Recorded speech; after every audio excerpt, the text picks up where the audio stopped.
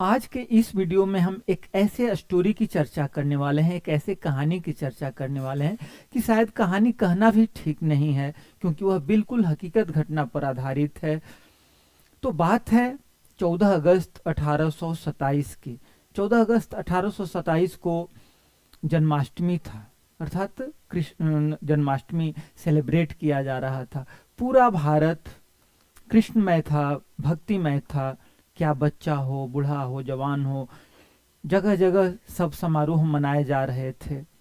और उसी दिन एक घटना घटती है। नगर उटारी के स्वर्गीय राजा भवानी सिंह की पत्नी, जो कि बहुत बड़ी कृष्ण की भक्त थी, अनन्य भक्त थी, रात में जब सोई थी तो सपना आता है और सपने में भगवान कृष्ण आते हैं, भगवान बंशीधर आते हैं और उनसे कहते हैं कि वर मांगो। रानी के खुशी का कोई ठिकाना नहीं था। उन्होंने भगवान से कहा, कृष्ण भगवान से कहा कि हे भगवान, आप हम पर कृपा बनाए रखिए। तथास्तु कहा। लेकिन एक और बात रानी से उन्होंने कहा। रानी से कहा कि लगभग यहाँ से 20 किलोमीटर दूर कन्हर नदी के किनारे महुवरिया गांव के पास पहाड़ी पर मेरा मूर्ति है।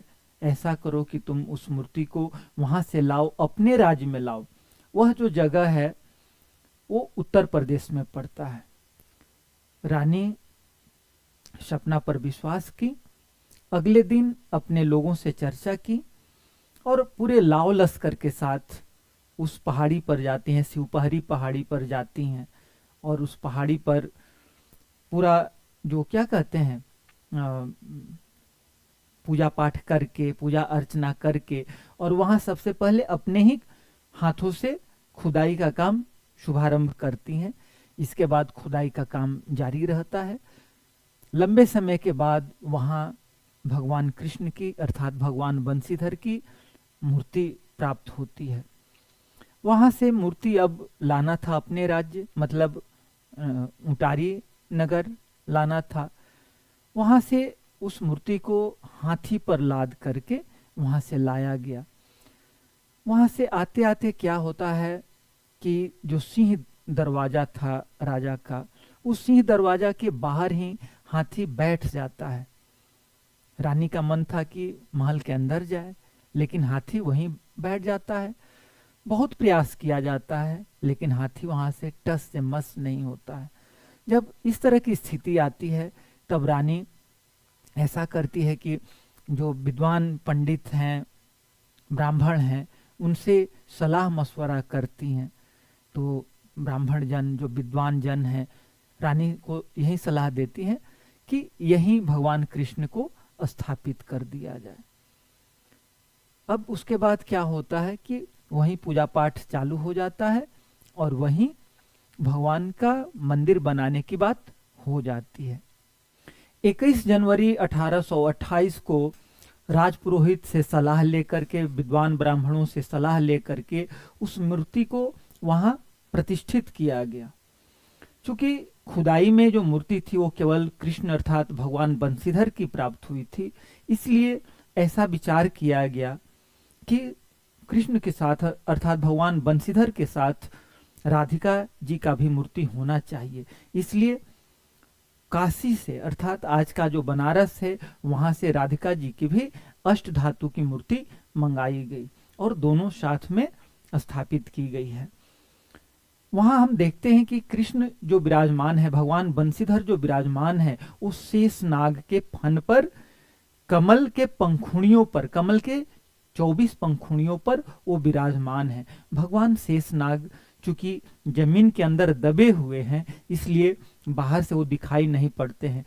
बंशीधर का ये मूर्ति जो है लगभग 4.5 फीट की है और वजन जो है 32 मन, और वो भी 32 मन प्योर गोल्ड का, शुद्ध सोने का है। अगर किलो में मैं अगर कहूं तो लगभग 1280 किलो सोने का ये मूर्ति है। मूर्ति की खासियत यह है कि आज तक कोई उस पर कोई पॉलिश वगैरह नहीं किया गया, लेकिन मूर्ति बिल्कुल आज जैसी चमचम चमकते रहती है। अलौकिक मूर्ति है, देखने पर सहज ही ध्यान सध जाता है। कृष्ण जन्मोत्सव के समय वृंदावन मथुरा के तर्ज पर यहाँ भी कृष्ण जन्मोत्सव मनाया जाता है, बहुत धूमधाम से मनाया जाता है। वृंदावन से आए विद्वान जन यहाँ पाठ करते हैं और यहाँ एक अलौकिक दृश्य उस समय उपस्थित हो जाता है।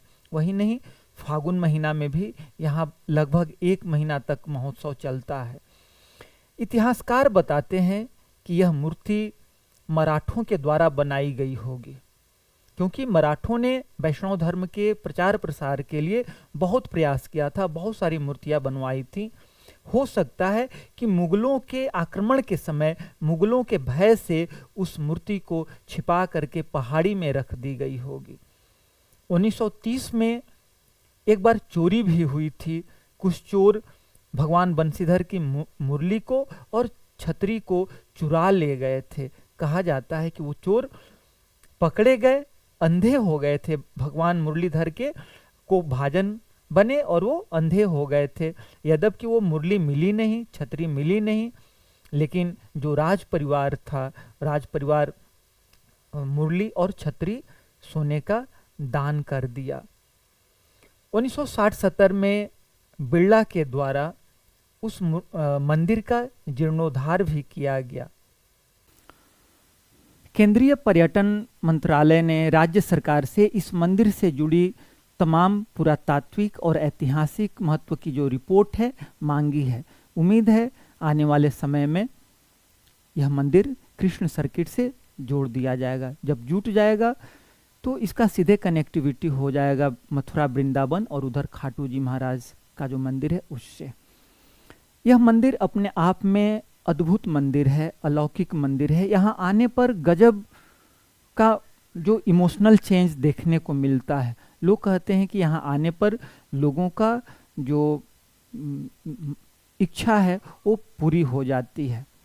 2017 से यहाँ राज्य सरकार ने, चूंकि इस बंशीधर महोत्सव को, जो कि प्रत्येक साल फागुन महीना में मनाया जाता है लगभग 1 महीना के लिए, इस बंशीधर महोत्सव को राजकीय महोत्सव घोषित कर दिया है। इसलिए राज्य सरकार भी इसमें बहुत बढ़ चढ़ करके भाग लेती है। तमाम नेता, अधिकारी, सेलिब्रिटी, देश ही नहीं बल्कि विदेशों से भी भक्तगण यहाँ आते हैं। एक और बात मैं यहाँ बता देना चाहूँगा कि यहाँ ये जो भगवान बंशीधर जो हैं, यहाँ का अद्भुत है। अद्भुत कैसे हैं? ये जटाधारी हैं। जिसे भगवान महेश यानी देवों के देव जो महादेव हैं जैसे जटाधारी हैं, उस तरह से यहाँ भगवान बंशीधर जटाधारी हैं। वही नहीं, यहाँ जो बंशीधर जी हैं वो शेषनाग के फण पर कमल, जो 24 पंखुड़ियों वाला कमल है, उस पर विराजमान है। कमल किसका सैया है? तो ये है भगवान ब्रह्मा जी का है। तो ब्रह्मा जी का भी रूप यहाँ आप देख सकते हैं, उनमें महेश्वर का भी देख सकते हैं और इनका मूर्ति इतना मोहिनी है कि आपको लगेगा कि इनमें विष्णु जी भी आपको दिखाई देने लगते हैं। तो एक मूर्ति में त्रिदेव का दर्शन आप कर सकते हैं। और यही नहीं, जस्ट बगल में ही, इस मंदिर से जस्ट बगल में सूर्य मंदिर भी है। लोग कहते हैं कि यहाँ बहुत दूर दूर से लोग आते हैं छठ करने। सबसे ज़्यादा इम्पोर्टेंट और ज़्यादा फेमस मंदिर तो है देव में, औरंगाबाद के देव में, जहाँ छठ के लिए लोग जाते हैं। लेकिन देव के बाद में माना जाता है कि अगर सबसे ज़्यादा छठ करने कोई भक्तगण आते हैं तो इस बंशीधर मंदिर के बगल में जो सूर्य जी का मंदिर है वहाँ आते हैं। और इस मंदिर से मात्र 2 किलोमीटर की दूरी पर राजा पहाड़ी है। राजा पहाड़ी का जो सौंदर्य है, जो आनंद है, वो तो देखते बनता है। आप आइए, देख करके ही आपको फील होगा, देखने के बाद ही वो चेंजेस आप फील कर सकते हैं। उसको शब्दों में बयान नहीं किया जा सकता है।